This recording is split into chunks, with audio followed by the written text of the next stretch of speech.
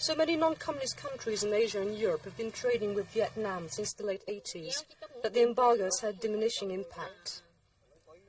But the ban on financial assistance has proved crippling, preventing Vietnam from getting the aid and cheap loans it needs to start rebuilding its damaged infrastructure. Per capita gross national product is just over $220, roughly the same as Bangladesh. Most people live on less than $1 a day. As late as 1988, several million people faced famine in the north. There is only one railway line connecting the capital Hanoi with Ho Chi Minh City in the south.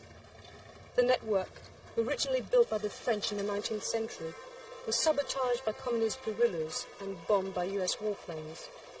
Trains run on a single track and have to cross at stations.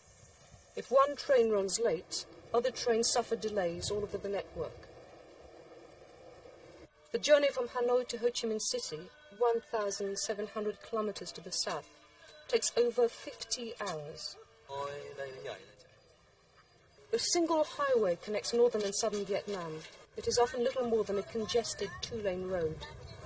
Buses and trucks travelling on the primitive roads compete for space with bicycles, rickshaws, motorbikes and ox carts. Most bridges were destroyed during the Vietnam Wars. As a result, ferries are often the only way of crossing rivers. Under normal conditions, they're slow and cumbersome. During the rainy season, floods cause heavy disruption and traffic grinds to a halt. Cities are plagued by frequent power cuts. The situation is even worse in the countryside, where many people rely on kerosene lamps and candles. Shortages are exacerbated by enterprising citizens illegally tapping into electricity and water supplies. In the northern city of Haiphong, most districts only get running water for 2 hours a day. Many residents drill holes into mains and siphon off water for their own consumption. Doi Moi, or economic restructuring, is Vietnam's version of perestroika. Hanoi started implementing free market reforms in 1986. The economy has shown great resilience. Despite an end to financial assistance from the Soviet Union in 1991, a sharp fall in trade with former communist countries, and the continuation of the US trade embargo. Growth has been spurred by recovery in agricultural production and a rapid expansion in the industrial sector. Vietnam's economy grew by 8% last year, one of the fastest growth rates in Asia. The downside of the success story is widespread corruption and growing income disparities. Vietnam offers a tempting combination to its richer neighbours with its cheap, hard-working and well-educated workforce and few labour laws. A get-rich-quick fever has gripped Ho Chi Minh City, better known under its pre-75 name of Saigon. With only 6% of the country's population of 71 million, the city accounts for 1/3 of Vietnam's industrial production. It is rapidly turning into a mini Bangkok. It's brash, aggressive, and geared to make money, fast. Saigon's Chinese district, Cholon, is the busiest part of a busy city. Ethnic Chinese living in Vietnam are rapidly re-establishing contacts with overseas Chinese. Capital is flowing from Hong Kong and Taiwan, while substantial trade takes place along the Chinese border. Former boat people, many of whom were ethnic Chinese who fled persecution after 1978, are sending money back home, supporting extended families. Vietnam has some of Asia's most liberal investment laws and is eager to attract foreign cash and technology. But its communist leadership is more reluctant to welcome Western ideas like democracy. As in China, contradictions between economic liberalization and lack of political reform may create tension. And every time you complete a circuit, it's like the end of the year and you get your pay rise. Foreign advisors are using the Western board game Monopoly to teach the principles of market economy for a course in business administration in Hanoi. Some places like Hong Kong, it's true that real estate property is the basis of the wealth. The students, who will go back to teach economics in different colleges after their degrees, took to monopoly-style capitalism with no trouble. I really think that the Monopoly game is an interesting game for us because it can teach us how to make money.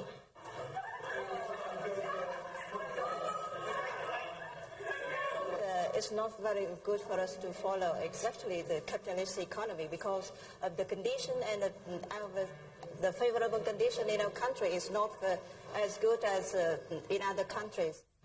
Vietnam still faces difficulties as its semi-reformed system moves away from Stalinist planning to a market economy. As the country opens up to the outside world, the government is hoping to cash in on its untapped tourist potential. This includes jewels like Halong Bay in the north. The government recently lifted rules requiring foreign tourists to obtain internal travel permits and register with local police within 48 hours of arrival. In theory, tourists are now free to travel all over the country, except in certain restricted areas. A growing number of individual travellers are already exploring some of Vietnam's more remote areas. A dual pricing system ensures that foreigners pay much higher prices than locals for transport and accommodation. Prices are still low, while the service is often well below international standards. A basic double room costs about $10. A room with air conditioning costs about $30. Luxury hotels in Hanoi and Saigon cost over $100. Many nostalgic French tourists are already visiting their former colony of Indochine. The marvel at Hanoi is imposing and gently decaying French buildings. In the south, the hill resort of Dalat looks like a little slice of France, with pretty villas nestling among pine forests. Many Vietnamese wear beret, tuck into baguettes, although sometimes with very Vietnamese fillings like bean sprouts. Old people are eager to practice the French they learned over 30 years ago when Vietnam was still a French colony. Le français? Ah, le français? Oui. Nha Trang, 450 kilometers north of Ho Chi Minh City, is fast developing into one of Vietnam's top beach resorts. As economic reforms are implemented, an increasing number of entrepreneurs are appearing on the scene. One of these is 22-year-old Quang, who sells cigarettes on the beach and does all sorts of odd jobs. After losing both hands in an accident at a fireworks factory outside Saigon, he went to Nha Trang in search of a better life. One day, a British couple on holiday bought him $10 worth of cigarettes, a fortune for him at the time. They give me $10, but they not give me money. They're just going to market and they bought 10 packets of cigarettes. A year later, Quang still sells cigarettes on the beach, hoping his benefactors come back and see how well he's done. He's saved enough money to buy a bicycle which he rents to tourists. He's also attending night classes to improve his English. Now we stop in here. He sometimes works as a guide on boat trips organised by a local businesswoman, Miss Han. Tempted by the promise of big fun with Han in the sun, European, American and Australian backpackers daily board Miss Han's boat on trips to islands just off the coast. But life is still difficult for Quang, who lives on the margins of society, especially since he left his native city without identity papers. Do some people manage to get rich? I don't think so, because they're jobless, they're homeless. You know something, we sell on the beach, very, very cheap, but it's very difficult to earn money. But we must get that job, because we don't have so much money. Quang is part of a new generation growing in a society experiencing radical changes. The elders fought for Vietnam's independence at a terrible cost. But young people are now moving away from the painful legacy of war and looking forward to a better future. This new generation is very much in evidence in Hanoi's Lenin Park. The park is busy from sunrise till 7 o'clock in the morning, when heat starts building up. Young men pump iron, puff and pant as they build up bulging biceps and abdominals.